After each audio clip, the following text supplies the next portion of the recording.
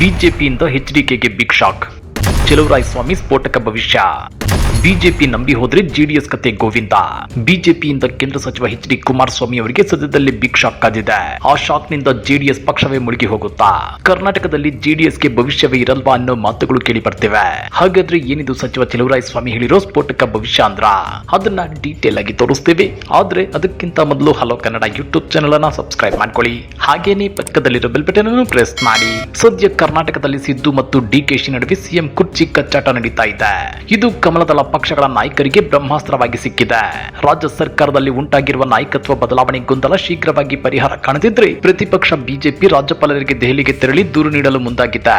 ಇನ್ನು 3-4 ದಿನಗಳವರೆಗೆ ಇದೇ ಪರಿಸ್ಥಿತಿ ಮುಂದುವರೆದ್ರೆ ಕಾರ್ಯಾಂಗದ ಮುಖ್ಯಸ್ಥರಾಗಿರುವ ರಾಜ್ಯಪಾಲರು ಮಧ್ಯಪ್ರವೇಶ ಮಾಡಿ ಸರ್ಕಾರಕ್ಕೆ ಸೂಕ್ತ ನಿರ್ದೇಶನ ನೀಡಬೇಕೆಂದು ಬಿಜೆಪಿ ಮನವಿ ಮಾಡಲಿದೆ ಅಂತೇಳಿ ಬಿಜೆಪಿ ರಾಜ್ಯಾಧ್ಯಕ್ಷ ಬಿ.ವೈ. ವಿಜಯೇಂದ್ರ ಮತ್ತು ವಿಪಕ್ಷ ನಾಯಕ ಆರ್. ಅಶೋಕ್ ಹೇಳಿದ್ದಾರೆ.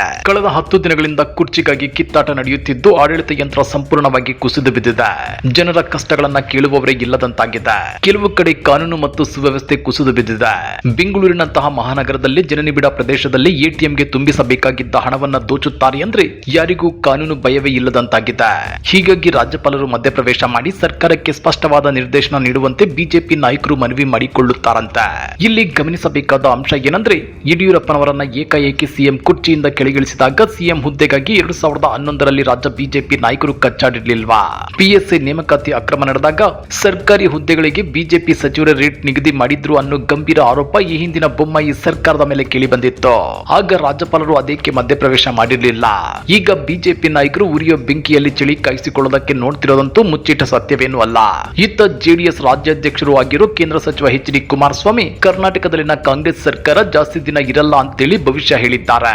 ಜೊತೆಗೆ ಮುಂದಿನ ದಿನಗಳಲ್ಲಿ ಬಿಜೆಪಿ ಜೆಡಿಎಸ್ ಅಧಿಕಾರಕ್ಕೆ ಬರುತ್ತೆ ಅಂತಾನೂ ಆತ್ಮವಿಶ್ವಾಸ ವ್ಯಕ್ತಪಡಿಸಿದ್ದಾರೆ.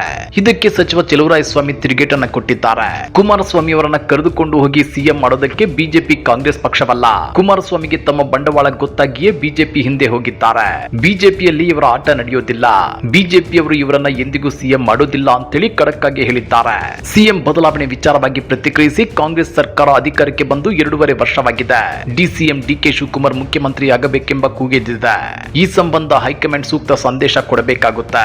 ಕೆಲವೊಂದು ಸಂದರ್ಭದಲ್ಲಿ ಹೀಗಾಗೋದು ಕಾಮನ್ನು.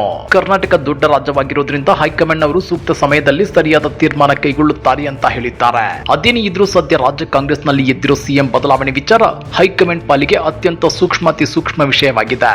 ಇಲ್ಲಿ ಯಾರ ಪರ ನಿಂತರೂ ದೊಡ್ಡ ಕ್ರಾಂತಿಯಾಗೋದು ಗ್ಯಾರಂಟಿ. ಸದ್ಯದ ಮಟ್ಟಿಗೆ ಸಿದ್ದರಾಮಯ್ಯನವರನ್ನ ಕೆಳಗಿಳಿಸದೆ ಡಿ.ಕೆ. ಶಿವಕುಮಾರ್ ಅವರನ್ನ ಸಮಾಧಾನ ಮಾಡಿದ್ರೆ ಅದೇ ಕಾಂಗ್ರೆಸ್ಗೆ ಉಳಿಗಾಲ ಅನ್ನೋ ಮಾತುಗಳು ಕೇಳಿ ಬರ್ತೇವೆ. ಈ ಬಗ್ಗೆ ನೀವೇನಂತೀರಾ? ಕಮೆಂಟ್ ಮಾಡಿ, ವಿಡಿಯೋ ಲೈಕ್ ಮಾಡಿ, ಶೇರ್ ಮಾಡಿ.